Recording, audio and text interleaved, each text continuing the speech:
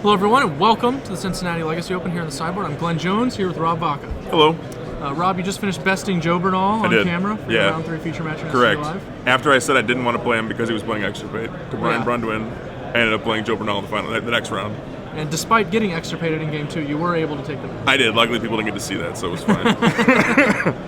All right, so you're playing, I guess I want to call it show and tell. I don't think the community has quite arrived at what we call this version of the deck. I personally have just been calling it Enter the Infinite. Yeah, I mean, it's just drawing all your cards. You just want to draw your deck. That's the whole plan. That's an admirable goal. Yeah, I think it was Chapin who put, what would a casting cost of a card that said, pay X mana, win the game, and it was 4 blue and 7. That's win the Pretty game. Close. Yeah. So you've got a lot of the conventional show and tell engines here. Like obviously we have show and tell itself, Omniscience, which is started going hand in hand with show and tell, Brainstorm, Ponder, Intuition, and the like. But you've also sort of cobbled in like the Dreamhall / Hivemind engine. Yeah, the deck was like 2 weeks ago or 3 weeks ago. A guy got like top 32. The guy who pile shuffled on camera.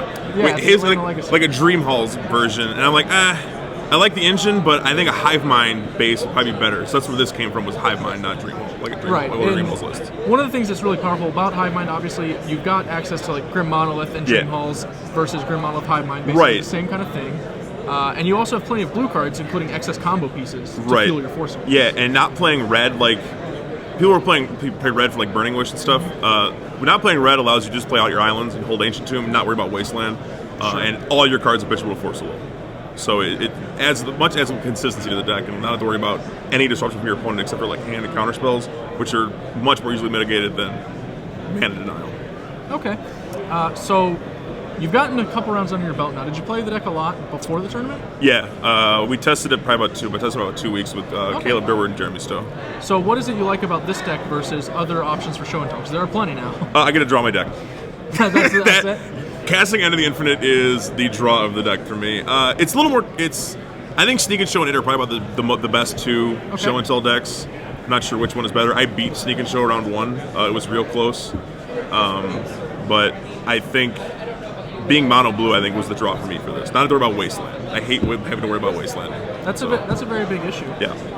Do you think that it has an advantage in show and tell mirrors? You mentioned you beat Sneak and Show. It seems like it could when you can just because I don't have to show and tell because I can just cast Dreamhalls. Right. Like Sneak. That's why I said Sneak and Show is about equal power level because they can just cast Sneak Attack. But I can just cast Dreamhalls and have the same. Even though it's symmetrical, like I'm casting an infinite off of it, so it's not that symmetrical. Yeah, it's not exactly breaking even. Right. Okay, so when you're playing the deck, what are the matchups you're a little worried about? Beyond Joe Bernal. Beyond Joe Bernal, Rug is kind of difficult because they play like Mana Denial because half my mana does come from fetches. And the early days Spell Pierce, Force of Will. Stifle in them. But basically against them, unless they get early clock, like Double Delver, Delver Mongoose, like something quick, I can just not do anything. It's like turn 4, and then usually beat them. Sure. Jund, game 1's pretty good for me, but if they take game 1, it can be really difficult. But generally speaking, like a single angle attack doesn't really beat it, like discard or counter spells, because of the redundancy in the deck. But if you attack from both angles, like Esper Stoneblade, I beat twice today, and I'm really surprised by that. And both matches were very difficult. They both went to 3 games, but like I managed to come on top on both of them. Because you can just overrun what they have. So unless they draw a lot of disruption or get a really fast clock, you can overrun it because your combo pieces are so redundant. They deal with one, you go and you get the next one. You just cast Dream, like counter my show and tell, cast Dreamhalls. Yeah, it really feels like there are 3 axes your opponents are looking for, which is like, the disruption, possibly like some way to react, and also a fast clock. Which that's where Esper. Because if they don't clock me, I'm just going to rebuild. Right. They're just dead.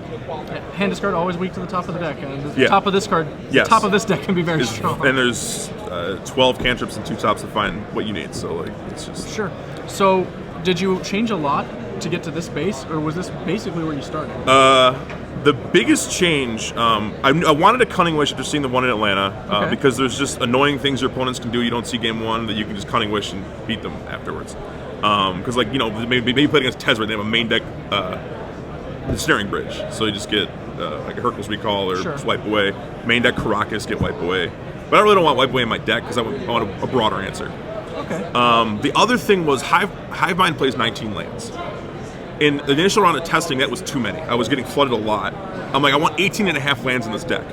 So I had a Lotus Petal and something else, and they became Caleb reminded me that Sensei's Dividing Top is a card, and it's been fantastic all day.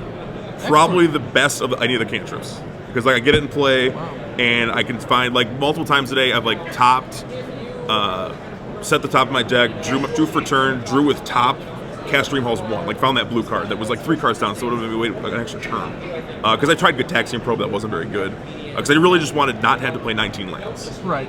And top was the best way to do it. Plus Ancient Tomb plus top is fantastic turn. Good opening, yeah. Especially when it can so easily pave the way for a turn 2 show and tell. Really capitalizes on your fetch lands too. Normally, you're a mono blue deck. You only got Brainstorm to make good use of it's them. 7 fetches, 7 basics. So sure. Okay.